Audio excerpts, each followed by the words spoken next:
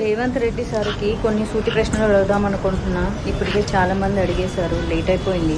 నేను కొంచెం బిజీగా ఉండడం వల్ల అడగలేకపోయినాను అనమాట. అన్నట్లు నిన్న మెదక్లో ఒక చిన్న పాపను రేప్ చేసిందంట. మరి అసెంబ్లీలో మాట్లాడతారా? ఓవైసీ అక్బరుద్దీన్ క్వశ్చన్ చేస్తారా?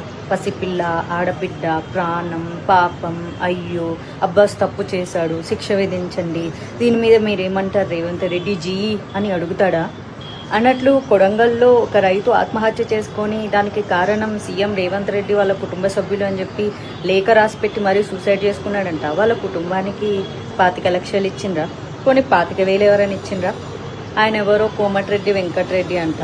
ఆయన పేరు పొద్దు తిరుగుడు పువ్వు అంట. ఎట్ట తిరుగుతాడంట. మరి మీరు ఆ రైతు ఇంటికి వెళ్ళి పరామర్శించి డబ్బులు ఇచ్చారా? అల్లు అర్జున్ చేసింది క్రైమ్ కాదు, ఆయనకు తెలియకుండా జరిగింది. ఆయన దాని మీద ప్రాపర్గా స్పందించకపోవడం ఆయన చేసిన పొరపాటు. తప్పుకి, నేరానికి, పొరపాటుకి చాలా తేడా ఉంటుంది. అందరిలాగా ఆయన సామాన్య వ్యక్తే. మీకు ఎలాంటి హక్కులు విధులు వర్తిస్తాయో ఆయనకి వర్తిస్తాయి. జరిగిన చిన్న పొరపాటుకి సినిమా ఇండస్ట్రీ మీద ఉక్కుపాదం మోపాలి. సినిమా ఇండస్ట్రీని రేవంత్ రెడ్డి కాళ్ళ కింద పెట్టుకోవాలి. జగన్ సినిమా వాళ్ళందరినీ పిలిపించి పోజులు కొట్టి దండం పెట్టించుకున్నట్లు మనం సీఎం అయిన తర్వాత మనం ఎందుకు పెట్టించుకోకూడదు అని.